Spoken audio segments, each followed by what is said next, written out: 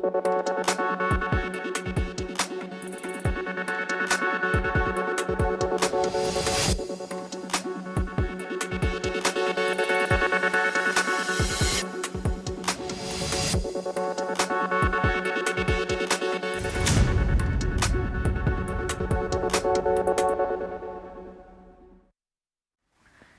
जन टीवी देख रहे हैं आप। मैं श्वेता शर्मा आपके साथ। खबरों की शुरुआत से पहले एक नजर डालेंगे अभी की हेडलाइंस पर।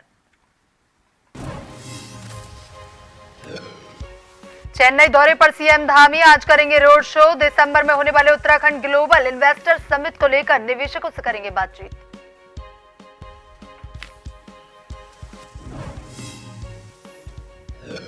उपराष्ट्रपति जगदीप धनखड़ का 2 दिवसीय उत्तराखंड दौरा। गंगोत्री, केदारनाथ और बद्रीनाथ धाम में करेंगे दर्शन। उपराष्ट्रपति बनने के बाद उत्तराखंड की पहली यात्रा।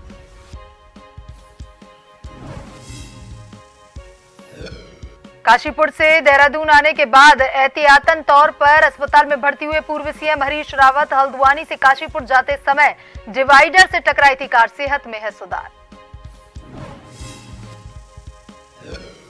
उत्तराखंड के कुमाऊं मंडल को दी बड़ी सौगात। सरकार की ओर से जमरानी बांध परियोजना को मंजूरी। पीएम मोदी की अध्यक्षता में हुई केंद्रीय मंत्रिमंडल की बैठक में प्रस्ताव पर लगी मोहर।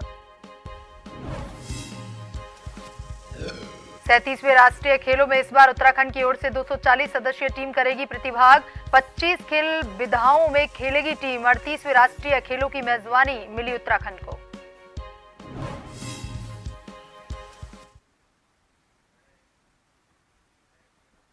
और अब खबरें विस्तार से। मुख्यमंत्री पुष्कर सिंह धामी वैश्विक निवेशक सम्मेलन के दृष्टिगत निवेशकों को आमंत्रित करने के लिए बुधवार शाम चेन्नई पहुंचे। चेन्नई में आज रोड शो के माध्यम से सीएम पर्यटन व कृषि के साथ ही अन्य क्षेत्रों के लिए भी निवेशकों को आमंत्रित करेंगे। इसके बाद 28 अक्टूबर को मुख्यमंत्री मुंबई से रोड शो करेंगे। इसी दिन कैबिनेट मंत्री सुबोध उनियाल व रेखा आर्या बेंगलुरु से सूचना प्रौद्योगिकी व डेयरी क्षेत्र में निवेशकों को लेकर निवेशकों के साथ बैठक करेंगे। प्रदेश में 7 व 8 दिसंबर को वैश्विक निवेशक सम्मेलन का आयोजन प्रस्तावित है। इस निवेशक सम्मेलन में प्रदेश सरकार ने 2.5 लाख करोड़ रुपए के निवेश का लक्ष्य रखा है। वैश्विक निवेशक सम्मेलन के प्रचार की कमान मुख्यमंत्री पुष्कर सिंह धामी ने संभाली हुई है। इसी कड़ी में वह ब्रिटेन व संयुक्त अरब अमीरात का दौरा करने के साथ ही दिल्ली में रोड शो कर चुके हैं। सम्मेलन के लिए अभी तक लगभग 55,000 करोड़ के करार हो चुके हैं। अब प्रदेश सरकार देश के भीतर विभिन्न स्थानों पर रोड शो कर रही है और इसी कड़ी में आज चेन्नई में रोड शो आयोजित किया जा रहा है। इसमें मुख्यमंत्री पुष्कर सिंह धामी के साथ ही पर्यटन मंत्री सतपाल महाराज व सौरभ बहुगुणा भी हिस्सा ले रहे हैं। इस रोड शो में स्वास्थ्य, फार्मा व ऊर्जा सेक्टर पर फोकस किया जाएगा।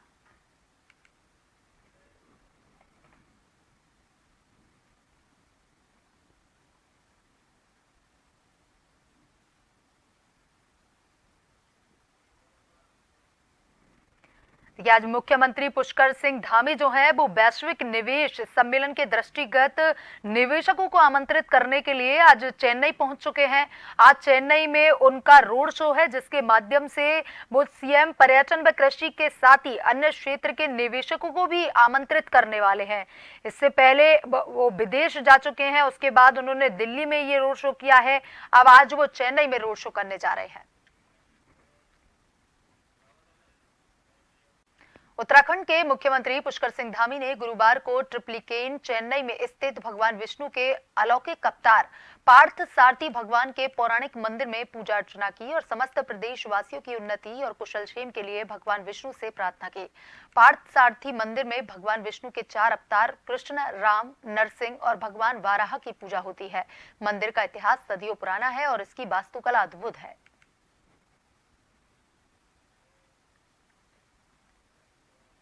उपराष्ट्रपति जगदीप धनखड़ आज से उत्तराखंड की 2 दिवसीय यात्रा पर रहेंगे। वे यहां गंगोत्री, केदारनाथ और बद्रीनाथ धाम में दर्शन करेंगे। वन अनुसंधान संस्थान देहरादून में कैंट्री लेड इनिशिएटिव के समापन समारोह को संबोधित भी करेंगे। उपराष्ट्रपति जगदीप धनखड़ और डॉक्टर सुदेश धनखड़ 26 और 27 अक्टूबर उत्तराखंड की 2 दिवसीय यात्रा पर रहेंगे। उपराष्ट्रपति का पदभार ग्रहण करने के बाद राज्य में उनकी यह पहली यात्रा है।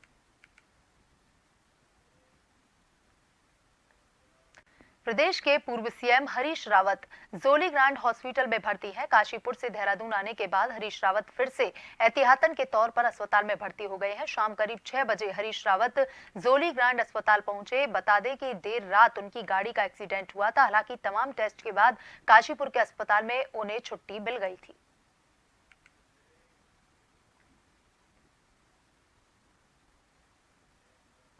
उत्तराखंड में अगले साल आयोजित होने वाले 38वें राष्ट्रीय खेलों की तैयारी में धामी सरकार लगी हुई है। राज्य की खेल मंत्री रेखा आर्या का कहना है कि सरकार इस आयोजन के लिए पूरी तरह से तैयार है। सरकार ने अधिकांश तैयारी पूरी कर ली है और प्रदेश सरकार इन खेलों के सफल आयोजन के लिए कोई कसर नहीं छोड़ेगी। इसके लिए एक हाई पावर कमेटी का भी गठन पहले ही किया जा चुका है। खेल मंत्री ने बताया कि प्रदेश के विभिन्न जनपदों में खेल प्रतियोगिताएं आयोजित की जाएंगी। इसके लिए देहरादून, पिथौरागढ़, हरिद्वार, उधम सिंह नगर और नैनीताल में प्रतियोगिताएं आयोजित की जाएंगी।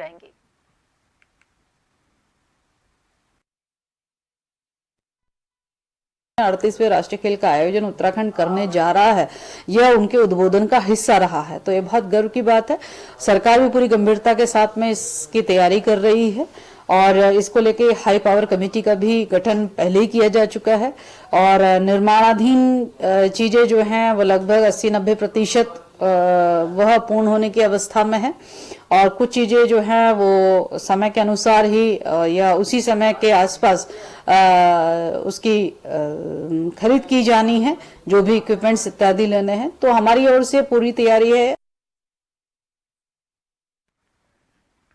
डाक भेजने के लिए मोबाइल नंबर अब जरूरी हो गया है। रजिस्ट्री, स्पीड पोस्ट या पार्सल पर बाहर से प्राप्तकर्ता का नंबर होना जरूरी है, तभी डाक बुक हो सकेगी। इसके लिए डाक विभाग ने सभी डाकघर में एडवाइजरी भी चस्पा कर दी है। बता दें कि ज्यादातर लोग डाक पर अधूरा पता लिख देते हैं और यह पता डाकिया को नहीं मिल पाता है, जिसके कारण बेवजह उसे भटकना पड़ता है। अकेले देहरादून जीपीओ में रोजाना 80 से ज्यादा डाक अधूरे पते के कारण वापस से आ रही हैं। डाक विभाग ने प्राप्तकर्ता का नंबर जरूरी कर दिया है। डाक भेजने के लिए सितंबर 2023 से डाक विभाग ने एक निर्देश जारी कर दिए हैं कि सभी जो डाक भेजने के लिए प्रत्येक ग्राहक को मोबाइल नंबर अंकित करना, प्रेषक दोनों का, पाने वाला का भी और भेजने वाला का मोबाइल नंबर अंकित करना जरूरी है, तभी उसकी जो डाक है, चाहे रजिस्ट्री, स्पीड पोस्ट, पार्सल, विदेश के पार्सल तभी भेजे जा सकते हैं जब उसका मोबाइल नंबर आर्टिकल में अंकित किया जाएगा। राष्ट्रीय खेलों के 37वें संस्करण की मेजबानी गोवा कर रहा है और राष्ट्रीय खेलों में इस बार उत्तराखंड की ओर से 240 सदस्यीय टीम प्रतिभागी है, जिसमें 177 खिलाड़ियों के साथ 63 टीम ऑफिशियल्स है और यह टीम 25 खेल विधाओं में प्रतिभागी कर रही है और 37वें राष्ट्रीय खेलों का समापन 9 नवंबर को हो रहा है। वहीं 38वें राष्ट्रीय खेलों के आयोजन की मेजबानी उत्तराखंड को मिली है और प्रदेश सरकार की मंशा इन राष्ट्रीय खेलों में 38 खेल स्पर्धाएं कराने की है, जिनमें 34 खेल भारतीय ओलंपिक संघ द्वारा स्वीकृत हैं और 4 खेल प्रदेश सरकार अपने स्तर से रखने की तैयारी कर रही है। 37वें राष्ट्रीय खेल के आयोजन के प्रदेश के रूप में गोवा है और 38वें के रूप में उत्तराखंड है, तो हम विभागीय मंत्री होने के नाते और खेल मंत्री होने के नाते हमारा 9 नवंबर को, जिस दिन बहुत ही विशेष दिन हम सबके लिए है, जिस दिन उत्तराखंड का स्थापना दिवस भी है, उस दिन हम 38वें राष्ट्रीय खेल के आयोजन के निमित्त जो है वह झंडे को ग्रहण करेंगे और निश्चित रूप से संकल्प भी लेंगे कि इस स्थापना दिवस को जो फ्लैग हमें हैंडओवर किया गया है, प्रदेश को हैंडओवर किया गया है, बेहतरीन तरीके से जो है हम 38वें राष्ट्रीय खेल का आयोजन कर पाएंगे, ऐसा संकल्प भी रहेगा। दिवाली के समय अक्षर पटाखों के कारण काफी प्रदूषण देखने को मिलता है, जिससे कि कई लोगों के स्वास्थ्य पर सीधा असर पड़ता है। इसी को लेकर अस्पताल के सीएमएस अनुराग अग्रवाल ने पहले से बीमारी से पीड़ित लोगों को सावधानी बरतने की अपील की है। अनुराग अग्रवाल ने कहा कि जो लोग पहले से बीमारी से पीड़ित हैं, खासकर जिन्हें सांस की बीमारी है, उन लोगों को दिवाली के त्योहार के सीजन पर खास ध्यान रखना चाहिए। देखिए, बिल्कुल ऐसे में लोग ठंड के कारण कुछ पानी कम पीते हैं, तो अपना हाइड्रेशन मेंटेन रखें, हल्का खाना, सुपाच्य खाना, चूँकि त्यौहार का मौसम है, ऐसे में थोड़ा पूरी और तला हुआ खाना बहुत ज़्यादा खाया जाता है, तो उस खाने का भी ध्यान रखें, दवाइयाँ ना छोड़ें और बिल्कुल धूल धुएँ से आपको जितना बच सकते हैं ज़रूर से बचें। तो ये 4-5 बातें हैं जिसमें बचकर अपना कर किसी भी इस तरह की बीमारी से बच सकते हैं। केंद्रीय कैबिनेट ने उत्तराखंड के कुमाऊं मंडल को बड़ी सौगातें दी हैं। सरकार की ओर से जमरानी बांध परियोजना को मंजूरी दी गई है। पीएम मोदी की अध्यक्षता में हुई केंद्रीय मंत्रिमंडल की बैठक में इस प्रस्ताव पर मोहर लगाई गई है। प्रदेश के मुख्यमंत्री पुष्कर सिंह धामी ने प्रधानमंत्री मोदी और केंद्र सरकार का आभार जताया है।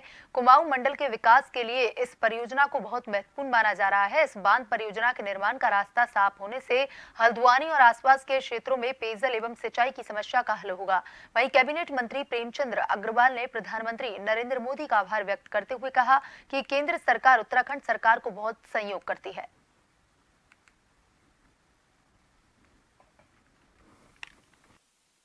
जमरानी बांध बहुत पहले से जिस प्रकार से पेंडिंग था, और हमारे यहाँ तो आप जानते हैं कि चाहे कोई भी बांध हो उससे हमें लाभ मिलता ही है। इसके स्वीकृति के बाद जहाँ हमें विद्युत उत्पादन में बढ़ोतरी होगी, और उसी प्रकार आप जानते हैं कि थोड़ा सा हमें जो बेरोजगारी है उससे भी जनता को, लोगों को लाभ होगा, रोजगार इससे बढ़ेगा।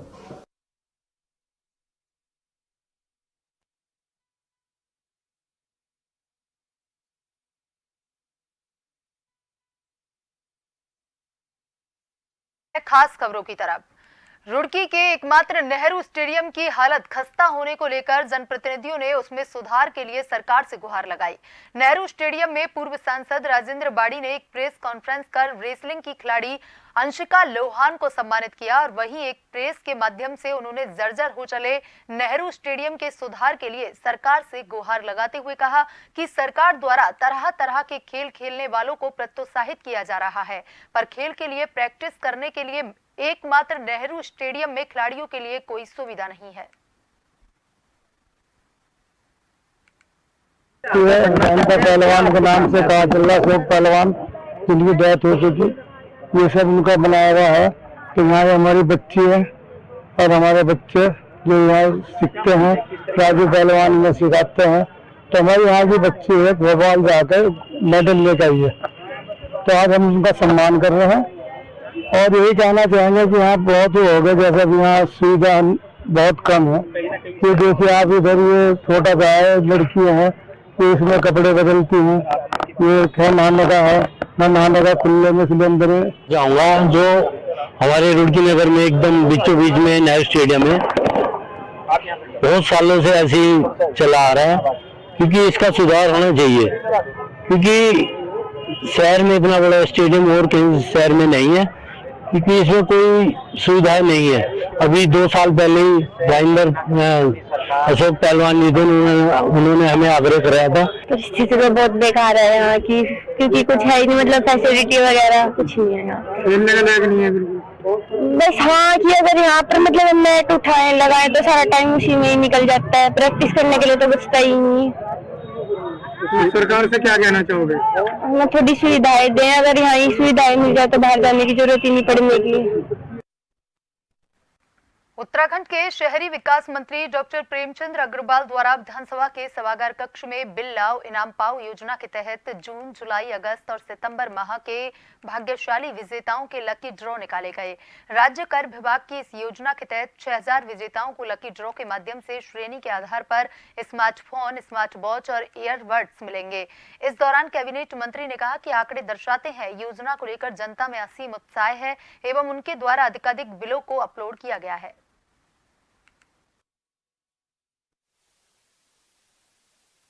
आप जानते हैं बिल लाओ इनाम पाओ के तहत हमारे कुछ लकी ड्रॉ हम लोग नहीं निकाल पाए थे, जिसमें जून, जुलाई, अगस्त, सितंबर उसका आज हमने लकी ड्रॉ निकाला है। और सभी महीने में वही 1500 इनाम, यानी कि हमारे यहाँ 500 स्मार्टफोन, 500 वॉचेस और 500 एयरपॉड्स, ये हर महीने के लिए हम लोग निकाले हैं, यानी कि 1500 गुणा 4, 6000 इनाम की अभी हमने यहाँ पे लकी ड्रॉ निकाला है। मैं सभी लाभार्थियों को, अभ्यर्थियों को बहुत बधाई दे रहा हूँ और उम्मीद कर रहा हूँ कि इनके बाद अन्य लोग भी इससे लाभान्वित होंगे, वो भी बिल अपलोड करेंगे। और मुझे ऐसा लगता है कि पहले से बेहतर स्थिति में लोगों ने अपने बिल अपलोड किए हैं। चंडीगढ़ के पंचकूला में 8 राज्यों के मंडी परिषद एवं विपणन बोर्ड के अध्यक्षों की बैठक हुई, जिसमें उत्तराखंड मंडी परिषद के अध्यक्ष डॉक्टर अनिल कपूर डब्बू ने भी शिरकत की। बैठक के बाद हल्द्वानी पहुंचे उत्तराखंड मंत्री परिषद के अध्यक्ष डॉक्टर अनिल कपूर डब्बू ने बताया कि बैठक में सभी राज्यों में सहमति बनी कि जरूरत पड़ने पर वो किसानों के हित में एक दूसरे का सहयोग करेंगे। बैठक का उद्घाटन करते हुए हरियाणा के कृषि मंत्री जेपी दलाल ने इसे ऐतिहासिक बैठक बताते हुए कहा कि इससे सभी किसानों को अपनी उपज का लाभकारी मूल्य प्राप्त होगा। हर राज्य अपने अपने उत्पादों का दूसरे राज्यों में विक्रय ठीक प्रकार से कर सकेंगे। उत्तराखंड मंडी बोर्ड के अध्यक्ष डॉक्टर अनिल डब्बू ने कहा कि इससे उत्तराखंड के पर्वतीय क्षेत्र के छोटे किसानों को बहुत फायदा होगा।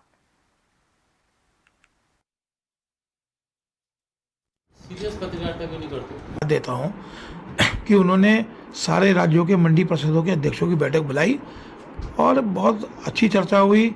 हम एक दूसरे का माल किस प्रकार ले सकते हैं, किस प्रकार किसानों को फायदा पहुंचा सकते हैं, और इस पर चर्चा हुई। बहुत अच्छे सुझाव आए। मैंने भी अपने क्षेत्र की बात रखी, क्योंकि हमारे यहाँ अधिकांश पर्वतीय क्षेत्रों में मोटा अनाज होता है और मोटे अनाज को माननीय मोदी जी से लेकर पूरी दुनिया ने इस समय सराहा है। और मैंने भी कहा कि बड़ा स्वास्थ्यवर्धक हमारे यहाँ मोटा अनाज होता है, उसका विपणन ठीक प्रकार से हो सके, इस बारे में चर्चा की। बहुत सकारात्मक चीज़ें निकल कर आई हैं। मेरी माटी मेरा देश कार्यक्रम के अंतर्गत जनपद के सभी 11 विकास खंडों की ग्राम पंचायत एवं सभी नगर निकायों से मिट्टी एकत्रित की गई। इस मिट्टी को विकास खंड तथा निकाय के अनुसार कलश में भरकर अल्मोड़ा लाया गया। पीआरडी स्वयं सेवकों के माध्यम से इस मिट्टी को देहरादून तथा उसके बाद दिल्ली ले जाया जाएगा। जनपद से एकत्रित हुई इस मिट्टी की कलश यात्रा को सांसद अजय टमटा एवं जिलाधिकारी विनीत तोमर ने हरी झंडी दिखाकर रवाना किया तथा सभी पीआरडी स्वयं सेवकों को देहरादून हेतु प्रस्थान की शुभकामना दी। इन सभी स्वयं सेवकों को सांसद अजय टमटा ने उत्तराखंड के पारंपरिक वस्त्र भी दिए। जिला युवा कल्याण एवं प्रांतीय रक्षक दल अधिकारी प्रशांत कुमार ने बताया कि 11 ब्लॉक एवं 5 नगर निकाय समेत कुल 16 कलश में मिट्टी एकत्रित कर कलश तैयार किए गए तथा इन कलशों के साथ पीआरडी जवानों को देहरादून भेजा गया है।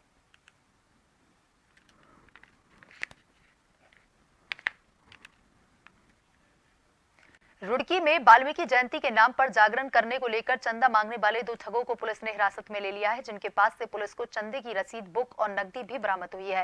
दोनों आरोपी सुशील कुमार और कुंवरपाल जानसाट जिला मुजफ्फरनगर के निवासी हैं। दोनों से सख्ती से पूछताछ की गई। आरोपियों ने बताया कि उनके पास कोई रोजगार नहीं है, जिसके चलते अपने परिवार को पालने के लिए वह फर्जी रसीदों का सहारा लेते हैं।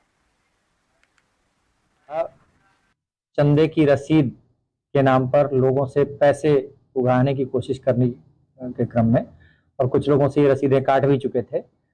जब लोगों को जानकारी हुई, पुलिस को जानकारी हुई, इन्होंने पुलिस कर्मी को भी रसीद काटी, और जब पता किया गया तो पता चला कि ये पूरे फर्जी लोग हैं और किसी तरह की कोई जागरण यहाँ नहीं हो रहा है। बुलेटिन में अभी तक के लिए इतना ही। बने रहिए जन टीवी के साथ। नमस्कार।